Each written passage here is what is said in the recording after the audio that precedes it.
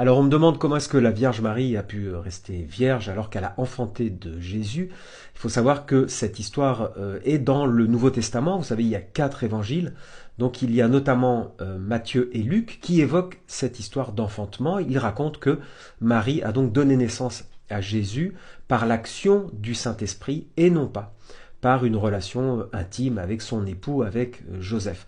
Donc il s'agit bien d'une naissance miraculeuse. Elle est dans la tradition restée vierge avant, pendant et après. Elle a effectivement accouché de Jésus, mais sans aucune modification physique. Donc ça, ce sont dans les textes.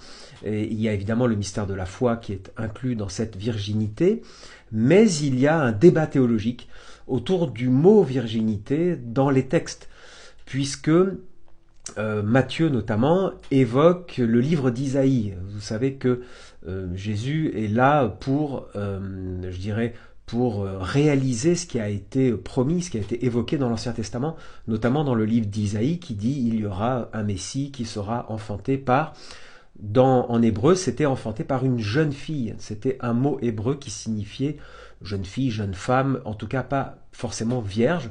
Et quand les Grecs, quand ça a été traduit, quand l'Ancien Testament a été traduit notamment en grec, le mot qui a été choisi, c'est le mot vierge. Donc au niveau, ça s'appelle la Septante.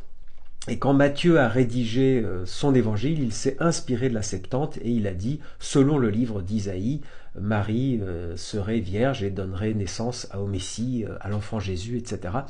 Donc il y a à la fois le mystère de la foi, la croyance catholique, chrétienne, et puis je dirais un débat théologique de fond sur la terminologie, sur le mot employé dans les textes bibliques, à la fois l'Ancien Testament et le Nouveau Testament.